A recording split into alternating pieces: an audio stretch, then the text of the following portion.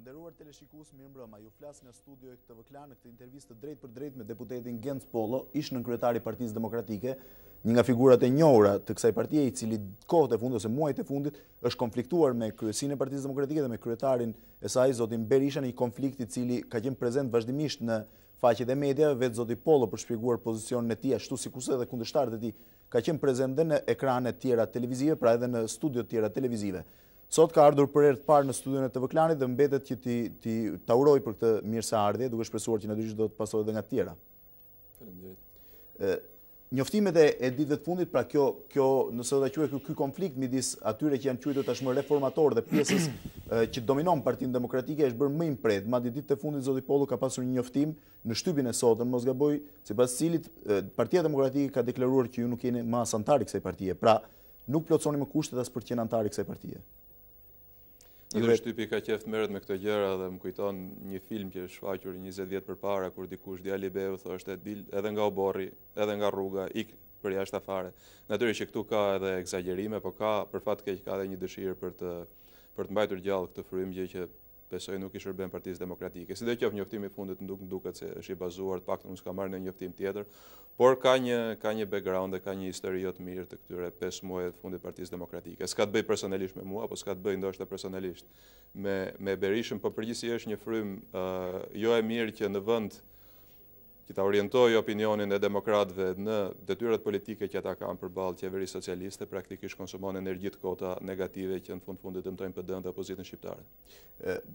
Megjithatë, zoti Pollo ju thatë që nuk mund, ose të paktën nga ana statuare mund të jetë mjaft i vështirë përjashtimi si antar i partisë ose nga partia. Megjithatë, ka pasur një vendim të organeve më të larta drejtuese të Partisë Demokratike që ju përjashtojnë ju dhe mbështetësit tuaj ose personazhe deputetët e tjerë që kanë mbështetur iniciativat tuaja, ju përjashtojnë nga grupi parlamentar i Partisë Demokratike. Po të kthehemi tek antarësia përsëri, ka patur në 5 dhjetor një vendim të aktivit të Tiranës, i cili përbëhet nga 1156 vetë, por që u mblodh në sallë me 100 karrige dhe ka pezulluar antarësinë time. Pastaj më vonë kjo u harrua dhe flitet për gjëra tjera, por është e vërtetë, domethënë ky është një vendim pak a shumë fantazëm, ndërkohë që kjo që thoni ju është e vërtetë, ka patur një vendim të Këshillit Kombëtar për përjashtim në rast se nuk bën disa veprime të caktuara. Pastaj më në fund kryesia i dha vulën, domethënë praktikisht ishte një vendim i zotit Berisha, sepse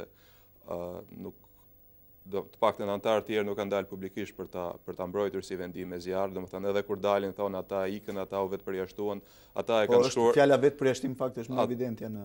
Ata e kanë shkruar në ballë që i thon nga halli dhe i thon me zor këto, i thon në një situatë caktuar. Faktikisht si për vendet e deputetëve në komisione dhe në delegacionet, vendos grupi parlamentar. Kjo është e shkruar qartë në statut, është neni 52C. Ka një vendim të grupit parlamentar që ju përjashtoni për ti? Dhe me votim të fshetë, në rast se nuk ka konsensus, me votim të fshetë mund merresh dhe mendimi. Si unë, po besoj edhe shumë kolegë tjerë, kanë deklaruar që të zbatohet statuti i partisë, të merret vendimi në grupin parlamentar, të votohet dhe rezultati i votimit natyrisht duhet ajo që vendos shumica me votim të fshehtë duhet respektohet. Në fund kjo është demokracia.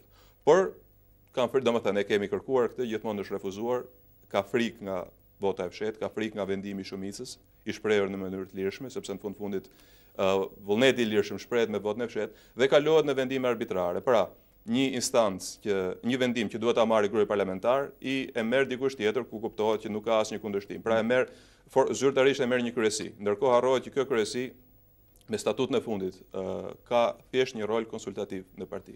Dhe vendimmarrës i bjet kryetari. Dhe zoti Berisha në vend që të jetë kreti ndershëm thotë unë dua t'ju përjashtoj, fshihet mazgisht thotë kryesia ka marrë këtë vendim.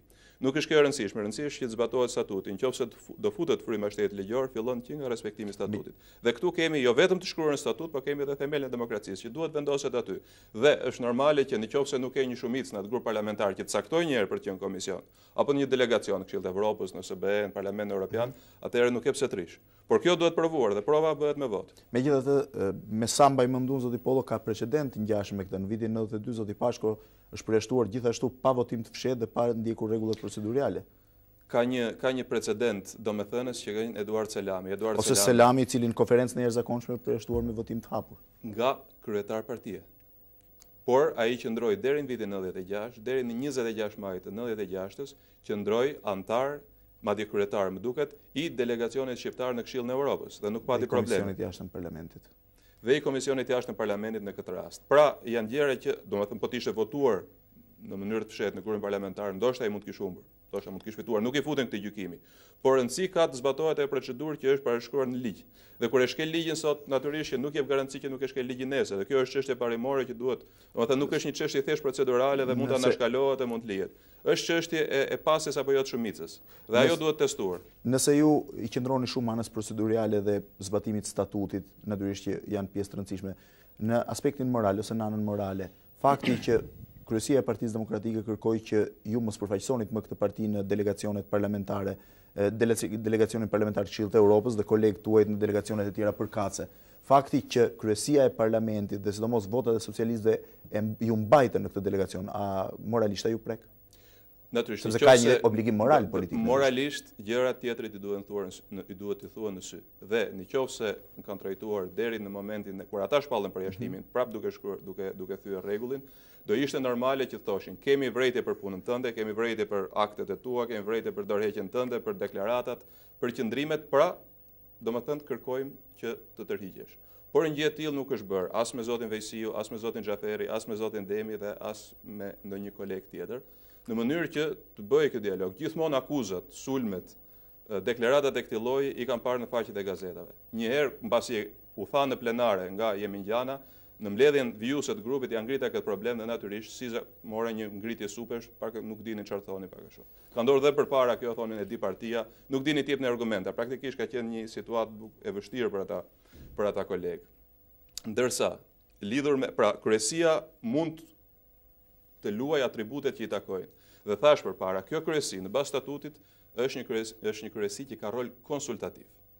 Tani për të fshehur mbrapa dikujt, kur nuk do të shfaqesh për veprimin që bën, vë kryesin përpara.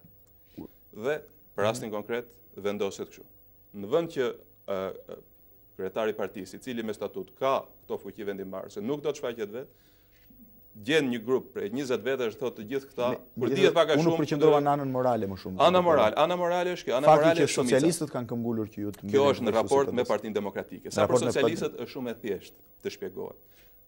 Dhe kur u vendos në tetor të vitit 97 që unë të isha përfaqësues i grupit parlamentar të Partisë Demokratike në delegacionin, votuan dhe socialistët. Ne kishim atëherë 24 deputet, socialistët kishin 102, bashkë me aleatët e tyre kishin një shumicë të madhe, që e kanë edhe sot se po ky parlament është. Kjo vlen edhe për Pjetër Arbnorin, i cili është përfaqësues i grupit parlamentar të Partisë Demokratike në asamblen e OSBE-s. Kjo vlen edhe për Josefina Topallën, e cila me votat e socialistëve u zgjodh si zëvendëse e gjinushit. Ishin dy kandidatura, Pjetër Arbnori dhe Josefina Topalli. Për arsyet e tyre, socialistët vendosen që t'i jepnin votat. Megjithatë, gjithë këta persona kanë mbështetjen e Partisë Demokratike. Topallit. Dhe ajo u bë nënkryetare e kuvendit dhe kjo gjë nuk u paragjykua kurrë. Çështja është çfarë paraqet grupi parlamentar aty dhe si reagon. Në rastin konkret pati një preferencë ndaj Pjetër Arbnorit. Megjithatë, prapë thash që kjo nuk duhet paragjykuar. Në fundit, këto janë çështje procedurash. Edhe në mandatin e deputetit zotit Berisha ekziston firma e Fatos Klosit dhe e Daver Çanës, të dy përfaqësues të Partisë Socialiste në Komisionin Qendror Zgjedhor. Njëri tani është kryetari i Shikut, tjetri është kandidat me ngjyrat e PS-s për avokat të popullit. Megjithatë, nuk i ka thënë njëri dhe zoti Berisha që ti je zgjedhur me firmën e Fatos Klosit. Pra, nuk duhet kaluar në absurditete. Vota e PS-s nuk ka qenë as për mua, as për Xhaferin, as për Demin, as për ndonjë tjetër. Vota ka qenë për një ndryshim në rregullore, sipas cilit delegacionet mund të ndryshoheshin në mes legjislaturës, sepse kjo nuk ishte një praktikë e njohur deri tani, qoftë me mazhorancën e PS-s, qoftë me mazhorancën e PD-s. Kjo është për sa i takon parlamentit, sepse Asambleja Parlamentare e Këshillit të Evropës ka rregullat e tjera atje në mënyrë strikte, ndalohet ndryshimi i përbërjes delegacionit në mes të legjislaturës. Pra, ky është rregulli i Strasburgut, nuk ka të bëjë me ne. Këtë deshën ta fusnin këtë rregull që nuk përputhet me Strasburgun dhe natyrisht besoj pati konflikte edhe brenda grupit parlamentar të Partisë Socialiste, sepse aty janë njerëz interesuar që konkretisht zoti Dokle mund të largohet prej andej. Ka një debat në PS lidhur me mandatet lidhur me me njëtin person që s'duhet mbaj 2 mandate dhe konkretisht me sa kam dëgjuar nga goja e Petro Koçit bëhet fjalë që Dokle o tjetë zëvendës kryetar i kuvendit, Meta ka ose tjetë sekretari përgjithshëm, nuk mundi mbaj të dyja. Dhe duke hequr nga nënkretar mund ta heqin nga delegacioni. Se si ndahen votat në grupin e pjesës është punë e tyre. Por dha dy pati një shumicë konsiderueshme që donin ta ndalonin këtë dhe e bllokuan. Tani kjo përdoret në krejta morale, thon mbete me votat e socialistëve. Kur thash me votat e socialistëve janë të tjerë. Mund ta kenë përdorur këtë edhe për diversion, zoti Pollo, për të hyrë më tepër. Është punë e tyre. Natyrisht që ata e shfrytëzojnë këtë situatë, e shfrytëzojnë dhe gjinushi, e shfrytëzojnë dhe nanë, e shfrytëzojnë socialistët. Kanë dhe problemet e tyre, domethënë dikujt nuk i erdhi për mbar ai propozim për të ndryshuar delegacionin, se nuk digjesha, nuk digjeshin vetëm ata që nuk donte Berisha në deputetet, por digjeshin dhe tjerë. Pra, është loja e tyre. Ajo që e quaj amorale unë është që thonë, këta mbeten me votat e socialistëve, kur dihet që me votat e socialistëve është edhe Topalli, edhe Berisha, edhe Arbnori e kështu me radhë, gjithë të tjerë, sepse majoranca ajo ishte. Zoti Pollo ju pak më parë thatë që nuk ka asnjë lloj problemi personal, sidomos në këto konflikte, për nuk flitet personalisht. Megjithatë nuk mund ta shmangësh faktin që ky është një problem personal në radhë parë midis jush dhe zotit Berisha. Dhe pyetja ime më konkrete është kur ka nisur konflikti juaj personal me zotin Berisha? Unë nuk do doja të thoja që është një konflikt personal, përgjithësi konfliktet personale janë konflikte shterp që vetëm e rëndojnë politikën dhe nuk çojnë drejt zgjidhjeve. Besoj që kjo ka të bëjë me një debat konkret. Dikur mbaj mend para 4 muajsh në Ndor thoshin këta janë njerëz pa platformë, kanë bërë vetëm 4 pika apo 4 faqe. Në fakt kur nisi konflikti i parë, pavarësisht nga një platformë me ide konkrete. Dhe për fat keq nga grupi i zotit Berisha nuk pati asnjëri guximin intelektual apo aftësinë për të thënë që nga këto ju keni paraqitur një platformë caktuar, kjo nuk qëndron, kjo është edhe jona, ajo tjetër është e gabuar, pra për të futur diskutimit konkret. Dhe çështjet janë respektimi i rregullave demokracisë brendshëm, respektimi i debatit, respektimi i tjetrit, respektimi i votës së fshehtë, e kështu me radhë. Të gjitha këto probleme kanë qenë evidente në Partinë Demokratike këtu e 9 vjet më parë. Nuk është se lindën tani. Problemi është konflikti juaj direkt me zotin Berisha, me sa di unë ka nisur ose është bërë normale dhe kur është bërë publik ky konflikt. Do bashkohesha me disa komente që u bën pas vizitës misionit të EDU-s që demokracia është diçka që përparon. Megjithatë, ky është një pohim i përgjithshëm. Dhe që ka patur probleme brenda Partisë Demokratike është e qartë. Në një farë mënyrë është edhe normale. Mënyra se si janë zgjidhur duhet shqyrtuar. Disa raste ndoshta është vepruar mirë ose s'kishte veproj tjetër. Në disa raste është vepruar gabim, gjëra që ndodhin. Por ajo që duhet të ndodhi dhe ajo që është e rëndësishme është që të analizohen gjërat, ndoshta në distancë kohore kur gjakrat janë ftohur për të nxjerrë disa mësime. Sepse vetëm kështu garantohet evitimi i përsëritjes gabimeve. Ka pasur një koment zoti Pollo në momentin që ju e tërhoqit kandidaturën tuaj si kandidat për kryetari i Partisë Socialiste në 24 orë para votimit për në Kongresin e Partisë Demokratike, sipas cilit tërheqja juaj, hyrja në fillim dhe tërheqja juaj ishte vetëm një manovër për delegitimuar zgjedhjen e Berishës. Nëse do kisha bërë atë, atëherë s'kisha pse të vazhdoje këtë lojë, edhe të merresha me Partinë Demokratike. Çështja e Partisë Demokratike nuk është thjesht çështja e zotit Berisha, është një masë e madhe demokratësh që kanë shpresë te kjo parti dhe që duhet shikojnë aty evitimin dhe korrigjimin e gabimeve që janë bërë përpara. Jo thjesht për të kaluarën, por për t'i dhënë shpresë që në të ardhmen do punohet mirë, në të ardhmen do kemi mbështetjen e dur kudo, brenda dhe jashtë, për të ardhur në pushtet, dhe që po erdhën në pushtet mos ta dorëzojmë prapë ashtu siç e dorëzuan Partia Demokratike, me sa rrëmuje dhe si pasojë akumulimit të gabimeve. Natyrisht kjo nuk shmang përgjegjësitë e Partisë Socialiste që bëri atë që bëri në 97-ën, domethënë, ato që kemi thënë nuk i lëvizim, por domethënë gjithkush mban përgjegjësitë e veta. Nuk mohon atë tjetër, edhe në politik nuk është normale të ja mohosh kundërshtarit, por kur e ke problemin e kërkon zgjidhje në fushën tënde do përqendrohesh aty. Dhe besoj që kjo është një aspiratë e elektoratit demokrat, që të shikojë një parti të tillë. Situata është që qeveria është e paaftë, korrupsioni është i sheshtë, e thon brenda, e thon ata vetë, e thon të jashtme. Praktikisht një zgjidhje, domethënë, kjo qeveri mbetet në pushtet sepse është një opozitë që akoma nuk po organizohet si duhet. Pavarësisht nga mitinget, pavarësisht nga deklarata zgjedhje sot, zgjedhje nesër, prapë ata po mbetet. Çështja është gjetja e formulës dur. Më së qartë ideja ju zoti Pollo sipas cilës në këtë mënyrë siç jemi opozita nuk mund të shkojë drejt pushtetit dhe unë do t'ju pyes për këtë siç do t'ju pyes edhe për rezervat ju keni ndaj qeverisjes. Por po përpiqem edhe një herë që të sqaroj sa më mirë raportet që janë krijuar në Partinë Demokratike dhe atë thyrje të madhe nëse do ta quaj kështu. Normalisht ju bët disa akuza për zotin Berisha pak më parë. Problemi është, ju e keni njohur këtë aspekt të karakterit zotit Berisha ose të mënyrës drejtimit tim Partinë Demokratike edhe më parë apo evidentuat vetëm kur kandiduat për kryetari i Partisë Demokratike? Se ju keni qenë rreth 9 vjet një nga ndihmësit e tij të afërt. Ju e dini që metodat ngjashme zoti Berisha ka përdorur dhe me shumë kundërshtar tin për ka patur evoluimin e vet, nuk besoj që çdo krizë apo çdo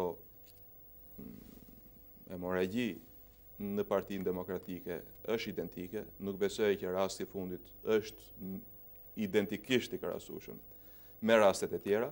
Ajo që është e përgjithshme dhe vlen për të tëra është që në një farë mënyre këto ike nuk i kanë shërbyer Partisë Demokratike, kanë ngritur një pikë pyetje për klimën e atyshme. Jo të gjitha janë raportet tuaja personale sparë, janë për të vajtuar, sepse ndoshta janë në raportet tuaja personale zoti Pollo, keni qenë rreth 9 vjet ndihmës i zotit Berisha, ndihmës dhe në pas zëvendës si ti. Në këto raporte a keni pasur diçka për të korrigjuar ose a keni pasur probleme dhe gjatë kësaj kohe apo këto lindën vetëm momentin? Problemet në kushtet e bashkëpunimit janë normale.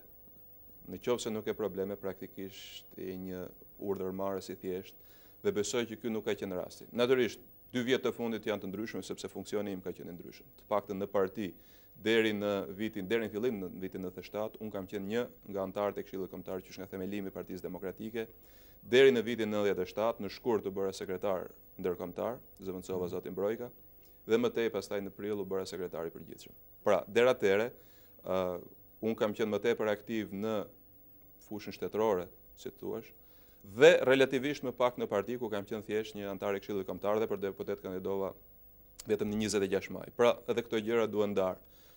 Natyrisht si antar i Këshillit Kombëtar me përgjegjësi për qëndrimet që kam mbajtur atëherë, si antar i këtij këshilli në debatet dhe vendimet që janë marrë, ndërsa përgjegjësia tjetër ka të bëjë me fushën e veprimtarisë shtetërore.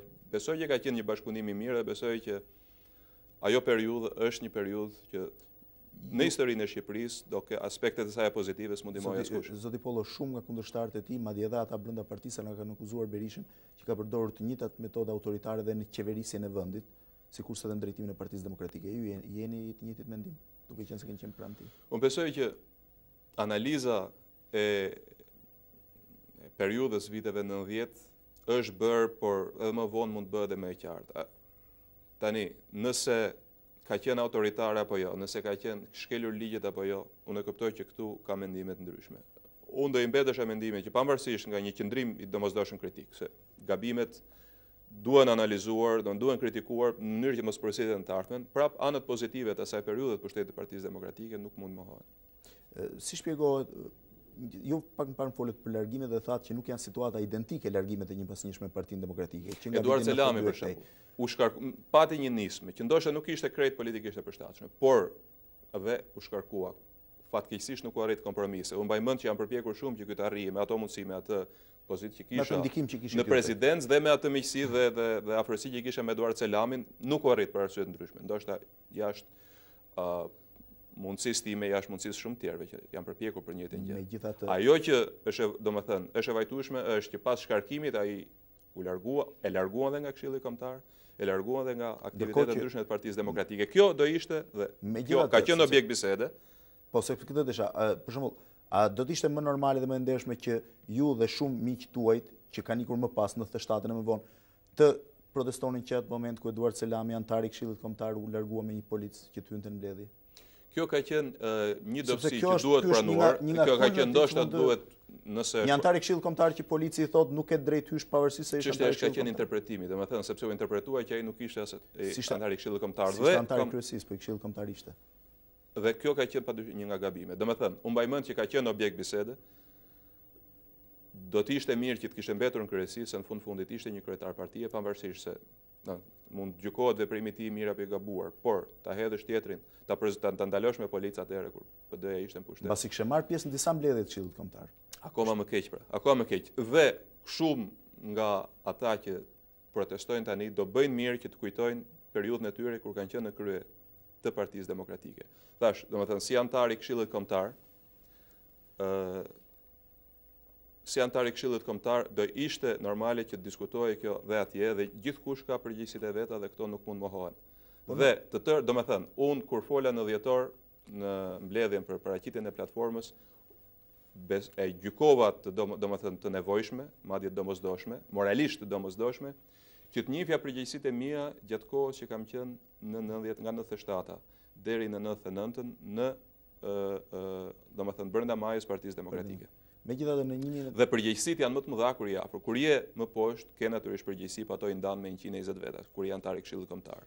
Dhe janë bërë, u bën shumë gjëra të mira, se pati një periudhë ngritje nga thmerri i vitit 97.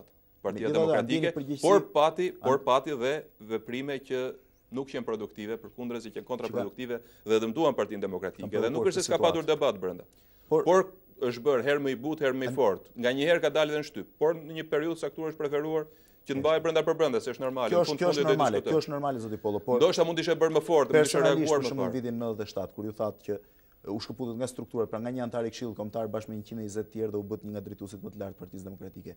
A ndjeni përgjegjësi për largimin dhe përjashtimin nga partia e zotit Veshehi, Ruli dhe shumë ish ministra dhe ish funksionar të lartë, madje edhe themelues të Partisë Demokratike? Thash, si veprimi i zotit Selami, si veprimi i zotit Shej dhe Ruli gjykohet në rrethana të ndryshme historike. Në 97-a ishte, domethënë, u paraqit e ndjenin shumica demokratëve besaj si një agresion kundër saj dhe pavarësisht nga dëshirat mira ose të këqija, dhe unë nuk kam arsye të mendoj që ato kanë patur dëshira të këqija, por zgjodhin një rrugë që dukej shumë e vështirë atëherë për Partinë Demokratike dhe prandaj nuk gjetën një mbështetje. Por do ishte gabim që t'i quaj ata armiq të PD-s sepse paraqiten një mocion me disa ide. Ndoshta ishin pak aplikueshme atëherë, por kjo nuk do thotë që me që ata mbetën pakica, atëherë pakica duhet largohet. Këtu duhet parë edhe niveli i përgjegjësive dhe lloji i përgjegjësive. Dhe fillohet nga mënyra e debatit. Por në 97-a nuk besoj që mund të krahasohet me 95-ën, sepse në 97-a ishte situata normale për të gjithë shqiptarët në një farë mënyrë. Dhe vendimet atëhershme janë marrë në presione që për shumë tjerë që ndoshta se kanë jetuar këtu atë periudhë nuk mund të imagjinojnë. Dhe kjo duhet kuptuar. Por thash, Selami është një rast tjetër. Dhe atëherë duhet, po të kishte qenë ajo frym brenda Partisë Demokratike, do ngrihej zëri thonë që ai ka drejt, ka karrigën e tij këtu dhe duhet votoj. Por kjo për fat keq nuk ndodhi. Tani jemi në vitin 2000. Çështja është që a duhet thjesht të rrimet qaj mbi qumshin e derdhur apo do përpiqemi të bëjmë diçka të mirë. Po kjo ishte Ky është edhe morali, domethënë, duke njohur përgjegjësitë në mënyrë, domethënë me detyrimin moral. Disa herë janë larguar persona nga PD-ja që kanë shprehur mendime të kundërta dhe pa drejtë, siç thoni ju, siç rasti Selamit, dhe nuk është ndier askush dhe nuk është bërë. Nuk thashë pa drejtë, ai paraqiti një alternativë e cila ishte vështirë të realizohej. Kam fjalën për problemin e kushtetutës. Kjo është një ranë, reagimi i antarëve të partisë që mendojnë një përjashtim më shumë nuk ngre dhe nuk ul shumë pesh. A mund ndodhi edhe kjo? Çështja është ku do shkojë Partia Demokratike. Nuk është puna se u larguan 4 veta, unë thash, nuk është çështje personale midis X-it dhe Y-it. Nuk është çështje personale midis 4-5 vetave apo 4-5 të tjerëve që ndodhen në selinë e Partisë Demokratike. Çështja është e një debati me çfarë imazhi do eci përpara PD-ja, me çfarë rregullimi organizimit të brendshëm do eci përpara PD-ja dhe me çfarë platforme politike do eci përpara Partia Demokratike. Çfarë raporti do ketë me shoqërinë, jo thjesht me një grup votuesish të saj që i ruajti në mënyrë të mrekullueshme në vitin 97, por me gjithë shoqërinë shqiptare, sepse 25% vërtet është një shifër që e bën Partinë Demokratike një nga dy forcat kryesore në vend, por me pjesën tjetër e cila është e pavendosur, nuk i pëlqen socialistët, por mund të ketë rezervat e veta këtej. Çfarë imazhi do i ofroj kësaj pjese të shoqërisë që në fundit përcakton qeverinë e nesërme apo qeverinë e pasgjedhjeve, dhe çfarë raporti do ketë me komunitetin ndërkombëtar, që për një vend si Austria, që është shumë më solid, më i pasur, më stabil, se Shqipëria ka një rol praktikisht e pa me rastin e qeverisë, mund bisedojmë më vonë. Do bisedojmë më pas për hajtin. Por për Shqipërinë që nuk është stabile, është e varfër, ka nevojë për ndihmë ekonomike, ka një prani, domethënë kanë një rëndësi strategjike rajoni, thjesht edhe për shkak të Kosovës dhe Maqedonisë, është shumë herë më i rëndësishëm. Pra, edhe raporti i një force politike që nesër synon të marrë pushtetin me komunitetin ndërkombëtar, me partitë motra apo në radh parë me shtetet përkatëse, atëherë është i rëndësishëm. Me çfarë imazhi dhe me çfarë platforme i shkohet tyre, që është një element që s'mund neglizhohet, nuk them që zëvendëson votuesit shqiptar. Në këtë moment ju do kërkoni rishikimin e rregullave mbi bazën e cilave funksionon jeta e brendshme e Partisë Demokratike apo largimin e kryetarit të Partisë Demokratike? Rishikimi i rregullave është një çështje që duhet të jetë në rend e ditës. Ajo që po thojem përpara është respektimi i rregullave që janë fuqi. Dhe unë përmenda një nen të statutit që përfaqësuesi i grupit parlamentar në komisionet e ndryshme duhet vendoset nga grupi. Dhe kjo është marrë nga instancë tjetër që s'ka punë fare me këtë.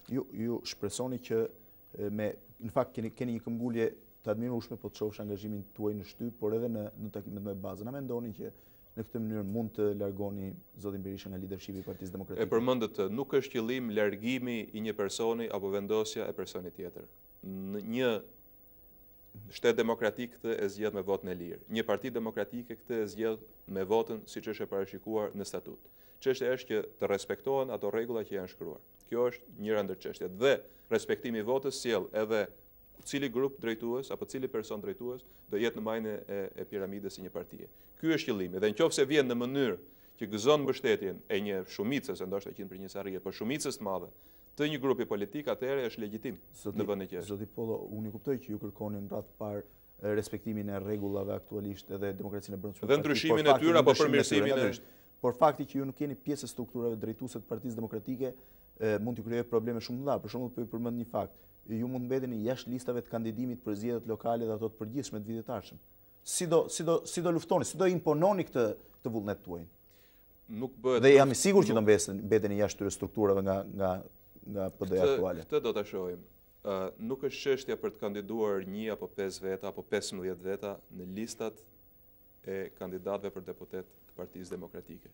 Çështja është si do eci Partia Demokratike drejt pushtetit. PD-ja nuk është një lojë që thotë mora 25%, nesër marr 33 dhe jemi në rregull, pavarësisht se PS-ja me alat e saj mbetet në pushtet. Ka 2 grupime kryesore, e djatha dhe e majta, në radh parë të mishruara nga PD-ja dhe PS-ja, dhe o kemi një ndryshim pushteti, o kemi rikonfirmim të pushtetit.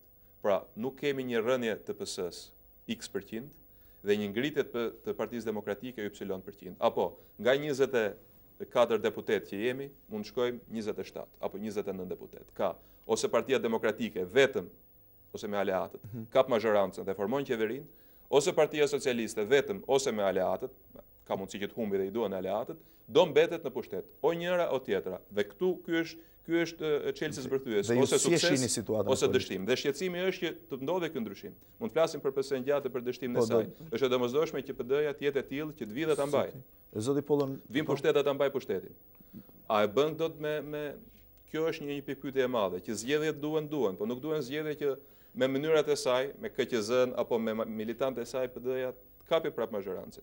Çështja është që të bëhet ai ndryshim. Dhe ky është shqetësimi më. Në rast se Partia Demokratike ose strukturat drejtuese të saj ju ofrojnë ose ju kërkojnë që të rikandidoni përsëri për deputetët apo në postet lokale, ju do ta pranonit me këto kushte që janë?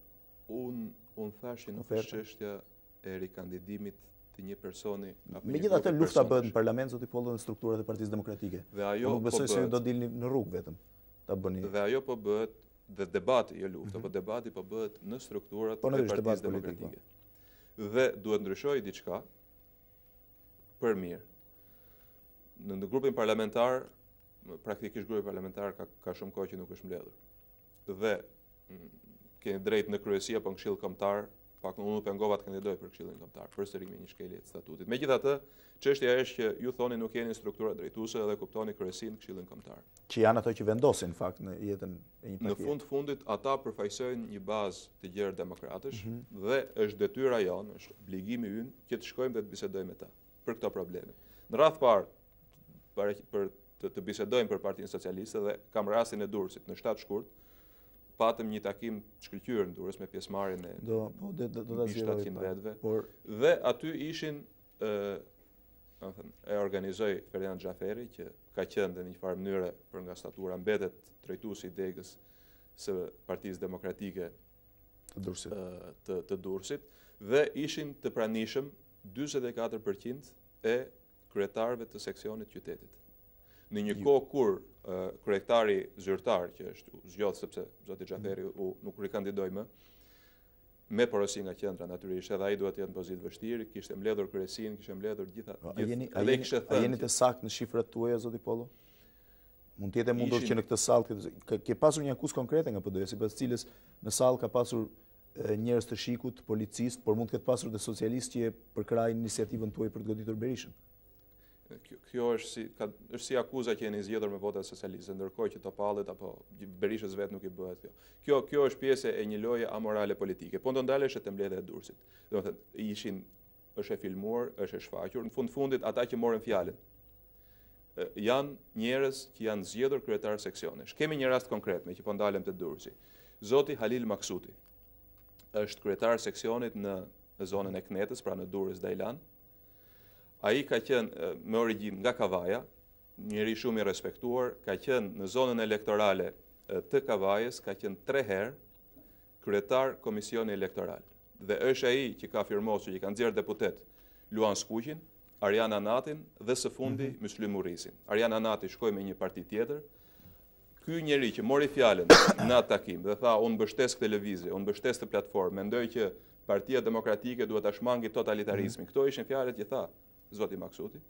Ky person në një deklaratë zyrtare të Partisë Demokratike shpallet agjende shikut. Është të paktën detyrim moral i këtyre 2 personave, njëri është deputet dhe tjetri është kryetari i PD-s në Kavaj, të shprehen në mbrojtje të zotërisë. Sepse në qoftë se fillojmë të trajtojmë çdo njeri që ka kontribuar kaq shumë Partinë Demokratike, e bëjmë socialist, e bëjmë spion, e bëjmë armik, e bëjmë tradhtar, praktikisht kështu kjo është rruga e shkatrimit të Partisë Demokratike. Partia Demokratike s'përbëhet nga 15 veta që rinë selin qendrore, po përbëhet nga këto struktura dhe këta e mbajnë. Dhe këtyre u detyrohet. Kjo bazë ose kjo strukturë e Partisë Demokratike e cilës po kishte diçka më shumë. Kjo është mbledhja e Durrësit, po flisim si do zhvilloni ju këtë debat. Dhe ishin 40, domethënë unë përmenda rastin e zotit Maksuti që mori fjalën dhe tha këto gjëra.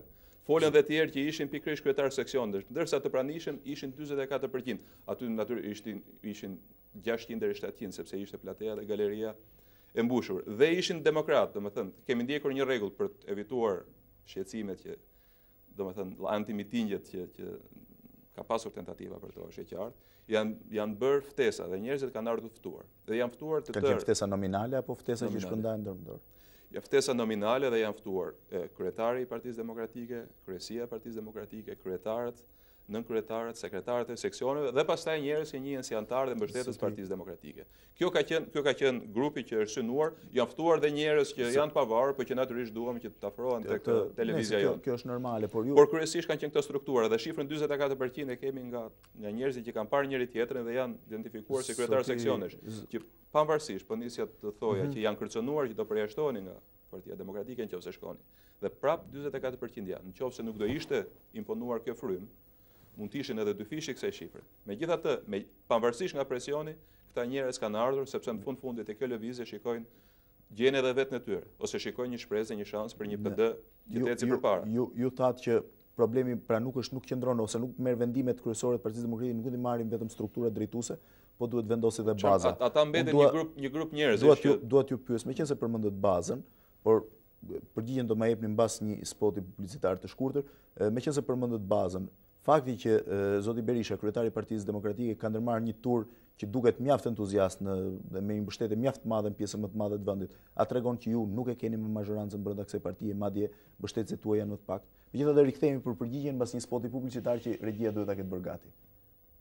Jemi të nderuar teleshikues, jemi rikthyer përsëri në studio në këtë intervistë të drejtë për drejtë me zotin Genc Pollo, deputet dhe ish-nënkryetari i Partisë Demokratike. Pra zoti Pollo, sikurse pyetja që ju bëra pak më parë, pra ju thatë që po e përsëris pyetjen, ju thatë që baza është ajo që duhet vendos në fakt në partinë ose që do të diktojë rrjedhat e zhvillimeve në Partinë Demokratike. Ndërkohë, unë ju thash edhe një herë që zoti Berisha, kryetari i kësaj partie, po bën ose ka bërë dhe po vazhdon një tur që duket mjaft i suksesshëm dhe entuziast në takimet me antarët dhe militantët e partisë së tij.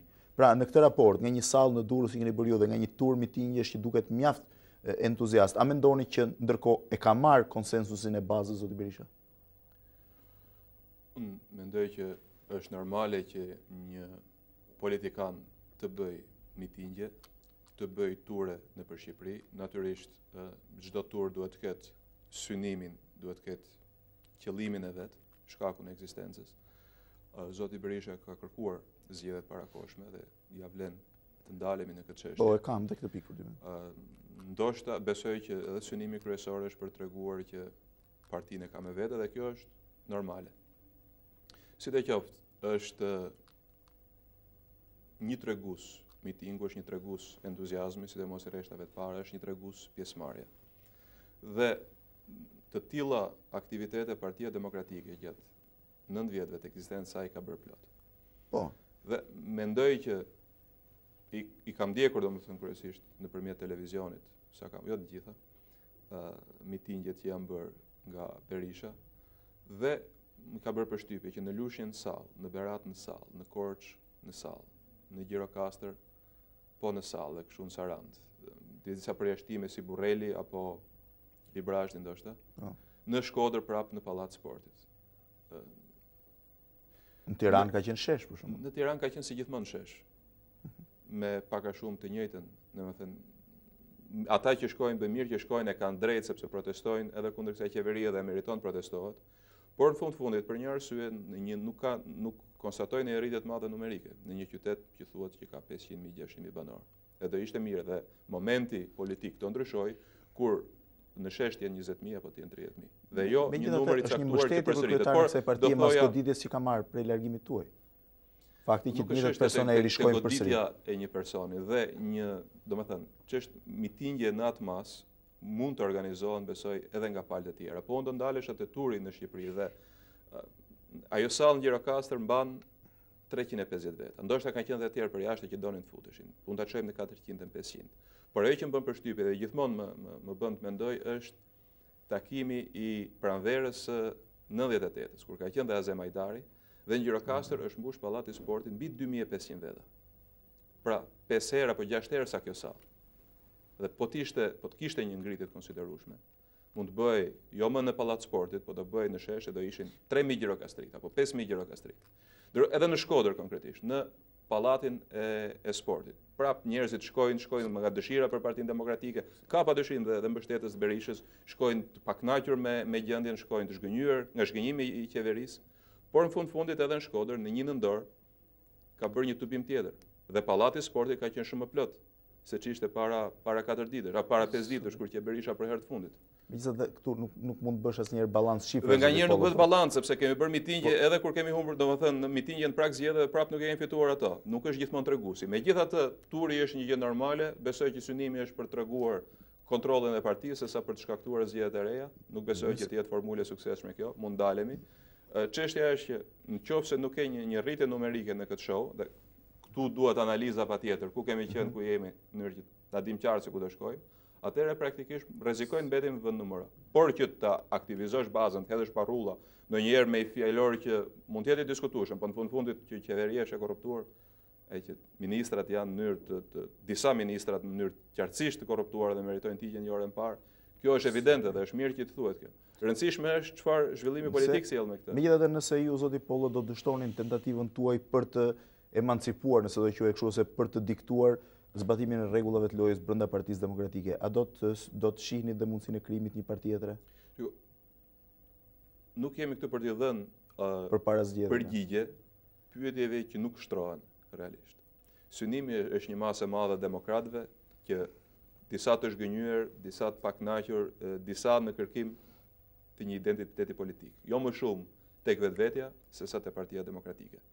Pra, një parti demokratike qartësisht e qendrës djathtë dhe me një imazh që ata mund ta votojnë e ta mbështesin nesër. Pra, kjo është një problem. Ju mund ta quani emancipim, ju mund ta quani me fjalë tjera, por është gjë që ndihet në bazën e Partisë Demokratike. Ka një pjesë e saj që natyrisht shkon edhe në këtë mitingje, mund të bërtasi. Edhe Berisha do jenë ata votues nëse këta, domethënë 1000 veta në Shkodër apo 400 apo 800 veta në Gjirokastër, janë e gjithë antarësia apo e gjithë elektorati i Partisë Demokratike, është vështirë thuash që janë. Pra, ekziston një, domethënë, gjithë ky elektorat përbëhet nga shtresa të ndryshme dhe ato duhen të mblidhen të tëra. Pikërisht për të kapur atë shumicë që i duhet PD-s. PD-ja nuk ekziston për të bërë mitingje. PD-ja ekziston për të patur një platformë të qartë që të vinë pushtetet ta zbatojë. Në rast se kjo përqindje e PD-s nuk e thash edhe një herë, pra nuk do të arrini diçka me këtë. A mund të rishikohet mundësia e ribashkimit të gjithë atyre fraksioneve ose grupime të shkëputur nga PD-ja pas 92 Kjo është pjesë e rëndësishme ju vetë personalisht, a do ishit dakord për një nisim të tillë? E platformës fushatës, por që është tjelluar më tej dhe do ishte një kontribut i madh që jo vetëm partitë si Republikania apo Demokratiania që kanë profilin e tyre tashmë, por edhe grupimet e tjera që janë larguar nga PD-ja, që gjenin një formë kooperimi dhe ishte gjë mirë. Në fund, individ. Ka dhe individ që kanë një kontribut të rëndësishëm Partinë Demokratike dhe që përsëri mund të kontribonin në një formë ose në tjetër, se cila është ajo, është e parakoshme thuhet, por që vullneti duhet jetë i qartë, që ata të afrohen dhe të bashkëpunojnë, siç po bashkëpunojmë me partitë në kuadrin e e një bashkimi për demokraci me partitë e tjera që s'kan qenë ndonjëherë pjesë e Partisë Demokratike, Laço, Bushati e tjerë, ose edhe me Partinë Republikane për KQZ-n, që është një bashkëpunim shumë i mirë për një çështje që bashkon. Është një model shumë i mirë, pra dhe këtu duhet shprehet vullnet i qartë, jo thuhet le të vinë pastaj dhe vazhdohet me njëjtat praktika. Jo vetëm ata që vinë, por përjashtohen edhe të tjerë. Zoti Pollo, ndërkohë që ju po flisni, desha t'ju bëj një pyetje, mbase nuk ka shumë lidhje direkt me këtë. Si shpjegohet fakti që gjatë kohës që ju dhe mjaft persona të tjerë janë pjesë e strukturave të Partisë Demokratike, janë pak më fanatik në marrëdhëniet me shtypin, ose më preferencial do të thuaj. Ndërsa me të larguar nga këto struktura janë më të hapur. Për shembull, pak ditë më parë kam lexuar një editorial të zotit Xhaferi në gazetën Koha Jon, që ai nuk e ka bërë dhe nuk do ta bënte përsa kohë ishte pjesë e strukturave drejtuese të Partisë Demokratike. Ju jeni prezent në TV Klan, megjithëse zoti Berisha dhe kryesia ose nuk e di Partia Demokratike prej disa kohësh nuk dërgon përfaqësues së saj në këtë televizion. Keni qenë prezente në televizionet tjera që i përkasin atyre mediave ndaj të cilave ka pasur kontestime Partia Demokratike. Si shpjegohet ky lloj liberalizmi në trajtimin me mediat? Ka qenë qysh përpara, ka qenë 2 vjet të fundit i pranishëm në media që nuk kanë qenë shumë të afërta ose të kontrolluara nga Partia Demokratike, por edhe zoti Arbnori ka qenë shumë i pranishëm me intervista te Koha Jon, në një kohë kur marrëdhëniet e PD-s me këtë gazetë për arsye të njohura nuk ishin fort mira. Madje ka edhe persona që janë shumë lart e shumë afër zotit Berisha që kanë dhënë intervistat e zëri i popullit. Pra, nuk besoj që mund të shtrohet seriozisht kjo pyetje. Unë jam për herë të parë në një bisedë të tillë në televizionin Klan, kurse Berisha ka qenë disa herë në këtë tryezë këtu me ju. Shpesh dëgjoj akuza që del ke mediat e majta pra je i majt. Këtë mund ta besojnë vetëm ata që besojnë që fluturon Samari praktikisht. Sepse zoti Berisha ose para meje ka qenë, mos gaboj zoti Mustafa, që prapë është i hapur me zotin Berisha. Domethënë, ata nuk u bën të majt se erdhën te televizioni Klan. Rëndësi ka çfarë nxjerr nga goja jote dhe çfarë thua. Nga qëndrimet e tua njerëzit gjykojnë se kujt kampi politik i përket. Dhe jo nga media që është vetëm një mjet për të komunikuar me publikun tënd. Domethënë këto janë gjykime, mënyra gjykore jashtëzakonisht primitive. Dhe tek televizioni juaj ka dalë thash, ose te televizioni shtetëror, më mend për herë të parë dola në tetor të vitit të kaluar në emisionin dritar. Domethënë nuk as më kishin ftuar, as më kishte vajtur mendja për të dalë. Më bën një ftesë dhe pranova se gjykova normale. Dhe mbas disa ditësh gazeta shkruante që ai u bë rishiti majta sepse doli në televizionin qeveritar dhe u intervistua një gazetare e zërit popullit. Megjithatë, ata nuk u kujtuan 3 herë që kishte dalë kryetari i partisë para meje, në të njëjtën tryezë, në të njëjtin televizion pranë e shtetit, dhe nga njëjta gazetare këtë vërejtje nuk e bën. Pra, ka një standard dyfish në këtë mes. Dhe nuk mendoj që, prap, insistoj, nuk ka rëndësi media se ku thua fjalën tënde. Rëndësi ka fjala jote dhe mesazhi që jep. Natyrisht, nëse dikush privatizon 2 kanale televizionis, të let dalësh në mënyrë që të thotë që kush është i djathtë apo është i majtë, ai që deli thotë mijet, kalon në pozita qesharake dhe nuk besoj që njerëzit i besojnë shumë këtë. Njerëzit shikojnë çfarë po thotë. Çfarë ide ka dhe çfarë aktivitete bën. A keni rezerva personale ndaj drejtuesve të zgjedhur ishtas të Partisë Demokratike? Zotrinve Gjana, Topalli e tjerë. Më duket që media përpiqet të personalizojë gjërat më shumë se ç'janë. PD-ja ka nevojë për një konsensus që të jetë në radh parë konsensus i anëtarëve të saj dhe i elektoratit të saj, lidhur me mënyrën e organizimit dhe me platformën politike. Më tepër se sa raportet personale midis disa individëve. Në fundit këto duhet të jenë të dorës dytë. Rëndësi ka një formë bashkëveprimi organizativ dhe politik, e cila të jetë vërtet të grumbullojë aq fortë sa që të bëhet faktor ndryshimi. Përndryshe bëhesh faktor mitingjesh përjapshëm. Në media, meqense mbetëm brenda kësaj pjesës së mediave, ka një paqartësi mjaft madhe lidhur në raportet e EDU-s me Partinë Demokratike. Mbas atij delegacionit të EDU-s që ka vëzhguar situatën ose raportet problemet e brendshme të demokracisë Partisë Demokratike. Në rast se EDU-ja do të jetë e ashpër me PD-n, çfarë masash mund të merren? Deri ku mund të shkojnë këto masa? Mendoj që misioni i EDU-s vinte, siç e thanë ata vetë, nga shqetësimi i ngritur nga shumë parti anëtare, jo nga PD-ja në atë rast. Nga shumë parti anëtare për situatën në vend dhe për situatën në veçantë brenda Partisë Demokratike. Dhe konkluzioni që bën publik që edhe mjaft dashamirës. Dhe aty flitej që PD-ja duhet të jetë transparente, të jetë tolerante, të përfshijë gjithë faktorët brenda saj, të mos merret me kulte personaliteti, por të formuloj politika dhe imazhe qarta, dhe në fundit thanë diçka që e kemi thënë shpesh, po ndonjëherë për shkak të disa komplekseve e besojmë kur na thot dikush nga larg, që një PD e bashkuar mund të jetë një PD që do fitojë zgjedhjet. Dhe që dihet, bashkimi bën fuqinë, kjo është një fjalë e urtë shqiptare. Në këtë rast, me mënyrën e tyre, na thanë të huaj dashamirës. Që kanë qenë afër Partisë Demokratike, kanë qenë qysh nga 91, nga 92, kanë qenë edhe në momentet vështira. Kanë qenë edhe edhe në 96-ën, edhe mbas 26 majit.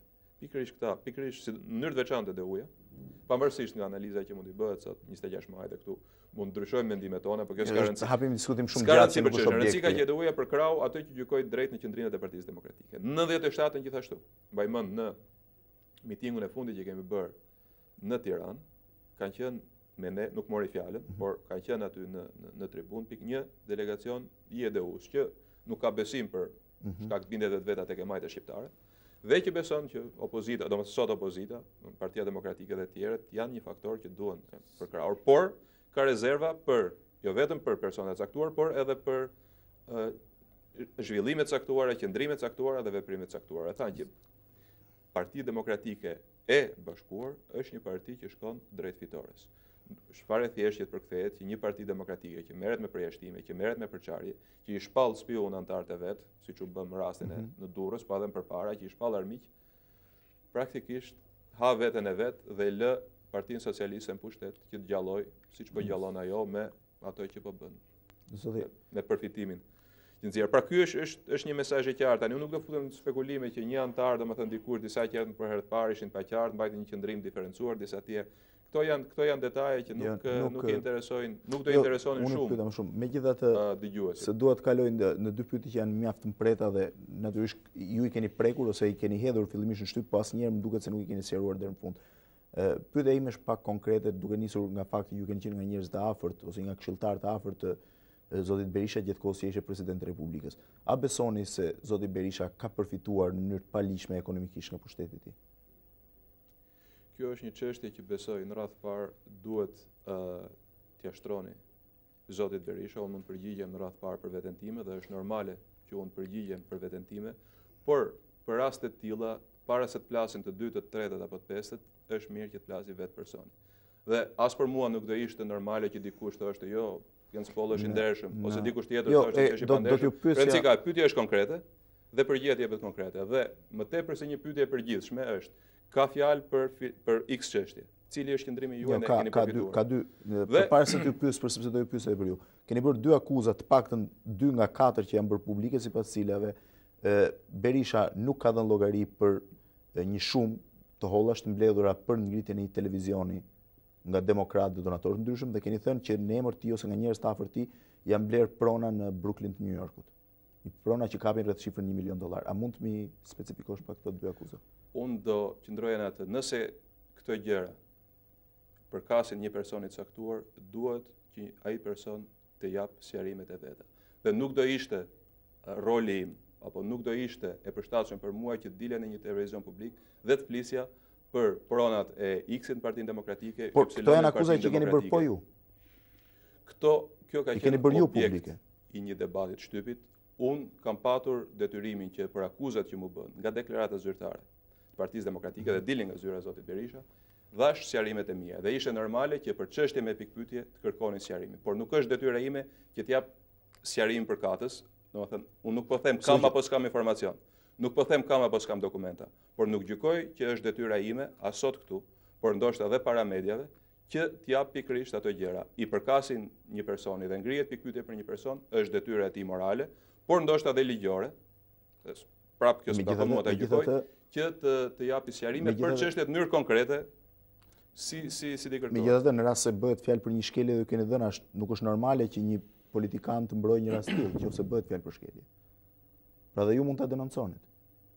Pra, në radhë parë politikani ka përgjegjësi, në radhë parë për veten e vet, pastaj për atë që ka afër, pastaj për atë që janë më lart.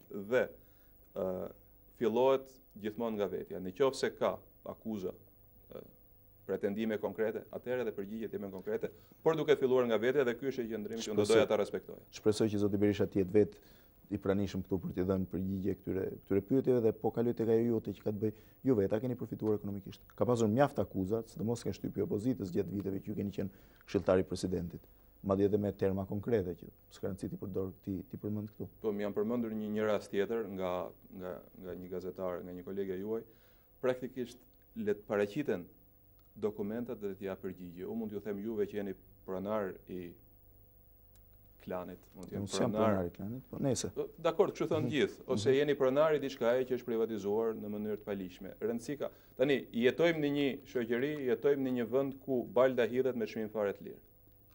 Dhe kjo nëse je pjesëmarrës, je i përfshirë në jetën publike, do pranosh që dërosh edhe sulme të tilla të padrejta dhe të pandershme. Por e rëndësishme është momenti kur gjërat bëhen konkrete. Të akuzojnë, për shembull, që ke marrë një apartament apo 2 apartamente dhe ti je përgjigje që unë vërtet kjo është prona ime dhe kjo është mënyra se si e kam bler atë. Dhe kaq që është prona dhe vlera është e tillë dhe burimi. Pra, kur gjërat bëhen konkrete janë dhe më të qarta. Akuza nëse je pronar mund bëhesh, mund bëhen pafund. Ka dhe një mënyrë indirekte arsyetimi. Çfarë posti ka patur dhe çfarë përfitimesh mund të nxirrte nga posti, sepse diskutohet për përfitime që janë nxjerrë duke abuzuar me pushtetin. Detyra ime, për sa kohë PD-ja ishte në pushtet, ka qenë këshilltar dhe zëdhënës në presidencë. Nuk kisha të bëja as me doganat, as me privatizimet dhe as me sektor tjerë që mund të sjellin para. Kjo është një përgjigje indirekte, natyrisht. Ka patur, unë nuk do thoja që detyrimisht të tërë personat që kanë patur pushtet mbi këto fusha apo mbi fusha janë të korruptuar, është e padrejtë. Edhe është e pandershme. Megjithë, prandaj insistoj tek gjërat konkrete. Kur thuan konkretisht, atëherë paraqiten dokumentat që i mshojnë, atëherë jepet e përgjigje. Në fundit e dim që kemi copa edhe gjykata edhe prokurorin, po në fundit s'kemi tjera. Nuk e çojmë dot as Finlandës Maqedonikë. Me këtë logjikë që keni ju, pra që në fakt, dhe kjo është e vërtetë, që ka shumë egzagjerime sidomos për korrupsionin, flitet në përgjithësi, futen lista emra dhe kujdo. A mund të jetë vlefshme edhe për qeverinë? Sepse vazhdon një tur ku mund të quhen kusar, hajdut, njërin tjetër, por nuk ka akoma gjëra konkrete. Gjëra konkrete mendoj që ka për qeverinë. Për shembull, Anastas Angjeli. Edhe në Durrës gjysma e fjalës time ishte për rastin e Anastas Angjelit, megjithatë mediat paraqesin gjëra tjera, gjërat që intereson. Ndoshta i është bërë edhe vesh i sholl nga akuzat kundra qeverisë. Ndoshta kur flitet me fjalë të dha por nuk jep raste konkrete. Cilat janë konkretisht, po se me që më thua që do dalësh konkretisht. Konkretisht. Dihet që Natalina Ce nuk ishte thjesht një italiane dërguar nga pala italiane, ishte një ndërpunëse e lartë, funksionar e lartë e Bashkimit Evropian. Shefe e misionit të doganave, e cila para 5 muajsh, përsëri kësaj radhe, ka depozituar një dosje me konkluzionet e kamit, pra të zyres saj, për kontrabandistët, për ata që kanë zhvilluar kontraband dhe për eventualisht për protektorët e tyre politikë, e cila i është dorëzuar ministrit financave. Mëtej nuk ka ndodhur asgjë. Gjëja më minimale do ishte të paktën publikimi në mos denoncimin prokurori nga ana ministrit financave. Për arsyet që ai duhet i shpjegoj, nuk e ka bërë këtë. Dhe këtu jemi në nivelin konkret. Dhe është vështirë të mos e besosh që ai nuk është përfshirë të paktën, nuk e ka mbrojtur si ministër. Tani, unë e kam vështirë të them konkretisht sa apo milion ka inkasuar, ka arktuar ai personalisht. Nuk mund t'ja them, sepse nuk e kam këtë provë. Por logjika të çon këtu. Dhe është krejt qesharake kur del dhe thotë unë më marrin 100 kontrabandistë ditën telefon. Dhe unë u rezistoj atyre. Unë jam qendrestar, unë do qëndroj në detyrë pikërisht, se marrin ata telefon dhe unë spyes.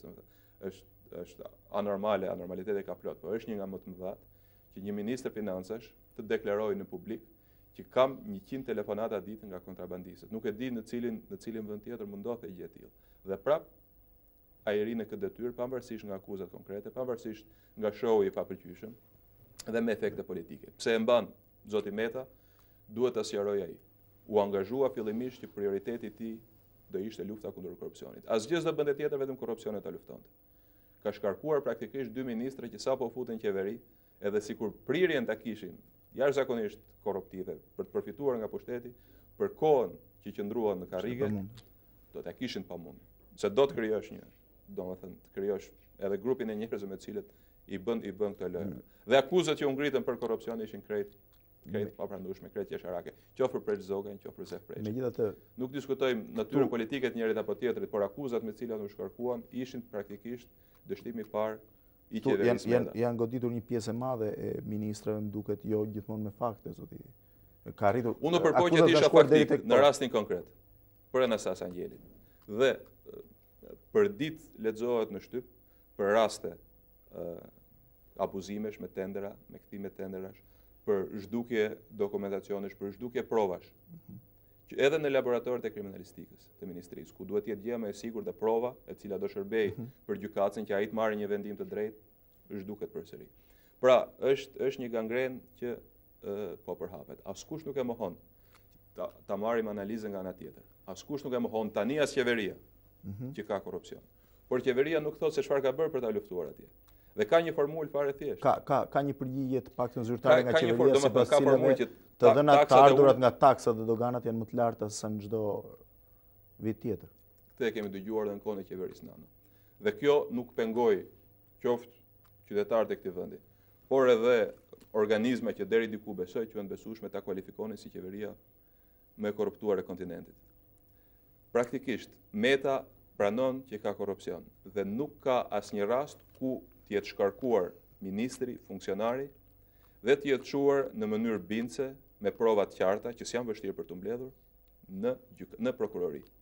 U bë kjo me të shkretin Zef Preçi dhe prap mbeti mes rrugës e prap duket të anullojnë sepse nuk do jetë një akt diskreditues. Besoj në këtë rast, nuk vedorën zjarr për ndershmërinë e tjetrit, megjithatë më duket jo fort bindse jo vetëm shkarkimi, por dhe akuzat që u bën kundër tij. Praktikisht, qysh nga fillimi në ndorit, Meta deklaroi në parlament do luftoj korrupsionin me shpatën e madhe. Kjo shpatë ka ngecur, kjo shpatë duke e ndryshur, kjo shpatë nuk ka prerë asnjë kohë. Dhe në fundit është e nevojshme, nëse ai do jepte një shenjë për luftën e korrupsionit, do t'i duhet priste qoftë në mënyrë demonstrative, natyrisht jo pa drejtë, por në mënyrë të bazuar të priste kokën. Jo të priste tamam po të bënte shkarkime të duhura. Ai punon me të njëjtin staf ose me të njëjtin kabinet ministror plus minus, që ka punuar dhe Nano, që e mori atë etiketë, që ka punuar dhe Majko, por në kohën e Majkos të paktën. Majko më duket sepse nga kabineti Nano është shumë i ndryshëm. Është një kabinet më shumë i trashëguar nga Majko. Nuk kanë qenë dhe aq thelbësore, të paktën ndryshimi vetëm ishte me Ministri i Financave e para. Me Ylli Bufin. Arben Mala ishte bënte mu, po edhe Caci që edhe Anastas Angjeli që erdhi në atë pushtet praktikisht nuk është se bëri ndonjë ndryshim. Ky është një debat shumë i gjatë në fakt. Ky është një debat i gjatë dhe është e nevojshme të bëhet. Dhe është mirë që të ketë denoncime publike në mënyrë që të ndiqen, sepse sa më tepër bëhet zhurmë, aq më tepër komplikohen gjërat. Shtypi, jo vetëm ai që konsiderohet i djathtë, por dhe ai që shpeshherë ka qenë pranë Partisë Socialiste, por ka një lloj pavarësie ose ka afërsi me një grup apo me një klan brenda PS-s, praktikisht ka qenë i mbushur me raste të tilla. Dhe jo vetëm me supozime, por edhe me botim faksimilesh, me deklarime me thonjza të filan zyrtari, ku domethënë në një vend normal një deklarim do inicionte veprimin e prokurorisë, pra duket se deklarimet kanë humbur shpesh vlerën e tyre. Kjo edhe dikush për këtë duhet mbaj përgjegjësi. Unë nuk them që korrupsionin e shpiku PS-ja në vitin 97. Korrupsioni në një farë mënyre është në shoqërinë njerëzore, shoqëritë postkomuniste. Kanë krizën e tyre morale, kanë shtetin e pakonsoliduar, në këto rrethana lulëzon edhe korrupsioni ndër tjerë, në shkeljet e tjera të ligjit edhe korrupsioni. Por në mënyrë kaq masive sa u bë gjatë qeverisë së Partisë Socialiste, ku gjithçka, domethënë, në kohën e PD-s, po të ndodhte një skandal i tillë në një drejtori ku ka një tender me shumë para, do e botonte koha jon, do botonin gazeta tjera dhe do merri dikush me urgjencë, qoftë kontrolli i shtetit, qoftë prokuroria, ndoshta jo në mënyrë efikase, po do ishte vëmendja e organeve të shtetit do përqendrohej aty. Tani janë bërë aq të shumta dhe janë bërë të përditshme sa që ka humbur sensibilitetin. Dhe ka një degenerim në këtë pikë. Dhe për këtë degenerim nuk mund mbaj fajin opozitës që akuzohet shpesh. Ka përgjegjësi dhe media në këtë rast, megjithatë tashim në diskutim që është aq i gjerë sa nuk është konkret. Përgjegjësia e medias është. Sepse mendon edhe ka një mungesë kodi, ka një mungesë profesionalizmi, ka dhe një përdorim dhe manipulim medias. Ka dhe një liberalizëm brenda mazhorancës, sepse nuk mund ndodhte në Partinë Demokratike që një ministër të akuzonte ministrin tjetër ose të kritikonte ministrin tjetër. Po e ka bërë Abdul Xhaja me Meksin për shembull. Kur nuk ishin dritat, ka dhe raste, por nuk e di nëse mund të quhet një liberalizëm kur një ministër ngrihet dhe akuzon të korruptuar ministrin tjetër. Nëse kjo do ndodhte në një vend, nuk po themi që të kemi standardet e Europës perëndimore. Por edhe kur ata kanë qenë pak a shumë, nuk e di sa vjet përpara, afër standardeve tona, ai që ka autoritetin, kur ka një akuzë të tillë, thret ministra, i dëgjon të dy palët dhe kur akuza është e rëndë, o heq njërin, o heq tjetrin, ose kur e mbyll çështjen pranon që aty vërtet ka korrupsion dhe unë do bashkëtoj me të. Sepse janë raportet politike të tilla që unë si ndryshoj dot dhe pranoj të rri si një kryeministër apo gjysmë kryeministër për këto raporte, pranoj të vegetoj dhe atë luftë që i shpalla korrupsionit e kishte sa përsye faqe. Ose përgjigje tjetër logjike është vështirë të gjendet. Thash dhe një herë, është një problem shumë i gjerë që mbase do donte një diskutim më të madh, megjithatë po i kthehem një nga dy pyetjeve të fundit, po anashkaloj tashmë. Është një problem që ja vlen të ndalemi sepse kolektivizmi i trashëguar dhe që ndjehet nga Partia Socialiste ka kaluar në korruptivizëm kolektiv. Absolutisht bashkohem me shqetësimin tuaj. Problemi vetëm është që nuk jam unë njeriu adapt që mund diskutoj me ju për korrupsionin. Edhe fakti që nuk e njoh aq mirë shifrat ekonomike ose nuk njoh aq mirë akuzat. Pra ishte më mirë që për këtë të ketë një ballafaqim, unë jam i hapur që të kishte një ballafaqim i përfaqësuesve të opozitës dhe të majorancës me fakte konkrete. Sepse gjithmonë në media njëra palë dhe pala tjetër hedhin argumenta dhe kundërargumenta midis cilave ose në këtë pyll të ngatruar është shumë e vështirë që një lexues i thjeshtë ose një qytetar i thjeshtë orientohet. Prandaj them që gjëja më e mirë do të kishte ballafaqime të cilat për përgjegjësi të njerëzve të tjetrës palë nuk ekzistojnë. Por në këtë tryezë ju keni ftuar mbas kongresit Partisë Socialiste dhe para thirrjes së dytë për kongresin e dytë, po. Jo për kongresin e dytë, por për këshill për zgjedhur komitetin qendror për të plotësuar listat, keni patur 4 eksponentë socialistë. Dhe i përmendin njëri tjetrin, njëri doganat, tjetri ndihmat për kosovarët, edhe pa një ballafaqim PDPS apo opozitë dhe majorantë praktikisht këto probleme dalin edhe nga vetë gojet e socialistëve. Besoj që në këtë rast ata janë më të besueshëm sepse ja dinë më mirë gjërat njëri tjetrit, sesa PD-ja ose opozita ose ne që kemi informacionet tona, por natyrisht gjithmonë do na thonë ose do ngrihet dikush thotë ju jeni kundërshtar politik, prandaj thoni. Kur i thon ata që janë brenda për brenda, janë gjithë socialistë, besoj që janë më të besueshëm dhe praktikisht ka një kombinim ka një maksim që po vërtetohet në qeverinë socialiste që është kombinimi i Enverit, Leninit dhe Lugjit 14. I fundit thoshte që shteti jam unë, Lenini thoshte shteti jemi ne, bolshevikët, Enveri thoshte që shteti im është pronar. Filozofia e PS-s korruptuar, nuk po them që janë gjithë korruptuar, sepse ndoshta do ishte është që prona e shtetit është prona e jonë, dhe jona është e kupolës socialiste. Ky është aliazhi më i mirë që kanë bërë ato nga paraardhës. Do pranoni të hynit në zgjedhjet e përgjithshme dhe ato lokale me këtë komision qendror zgjedhjesh? Është një nga debatet më të fundit. Shpresoj që të jetë nga pyetjet tona të fundit. Me që komisioni duhet ndryshuar, kjo është e qartë. Që komisioni do ndryshoj, kjo është gjithashtu e qartë. Ka qenë një nga shkeljet më të mëdha dhe më të rënda të atyre që mbaj pushtetin dhe këtu fus PS-n dhe ka një reagim të sotëm me sa di unë të kryetarit të Partisë Socialiste për këtë shartim që i kanë bërë komisionet qendrore të zgjedhjeve. Unë vetë kam ngritur qysh me emërimin e parë të Mejdanit. Ka caktuar Ardian Klosi në maj të vitit kaluar në mbledhjen e kryesisë të shqetësim dhe është bërë publik dhe vetë sa herë që kam marrë fjalën në parlament e kam përmendur këtë sepse dija që do vinte kjo punë dhe shumë kolegë të tjerë e kam bërë. Dhe ishte normale. Praktikisht zgjedhjet lokale janë shumë afër, janë vjeshtë. Janë shumë afër dhe kjo çështje po del.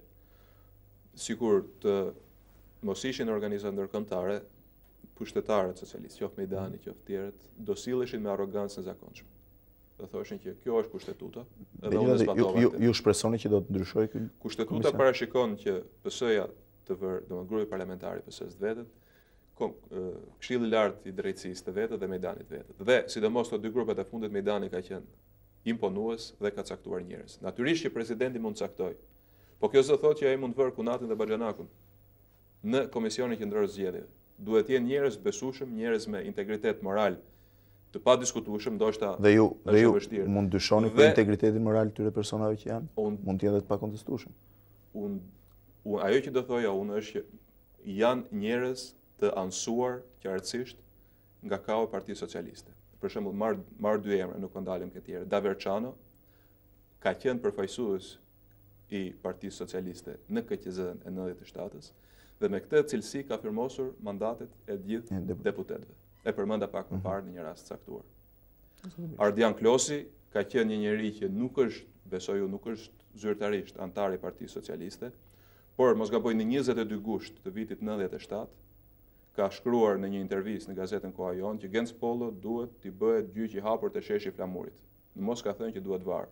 Nuk e ka patur vetëm për mua, se s'ka patur gjë personale. Të njëjtën gjë ka thënë për Sali Berishën, Meksin edhe për ata njerëz që ishin dhe që janë dhe sot besoj në kuadrën e Partisë Demokratike. Pra një njeri me pasione të tilla politike që arrin deri në ekstreme të tilla, nuk mund të jetë i besueshëm, nuk mund të jetë një person me integritet moral dhe pa anësi politike të padiskutueshme. Ky është një rast flagrant.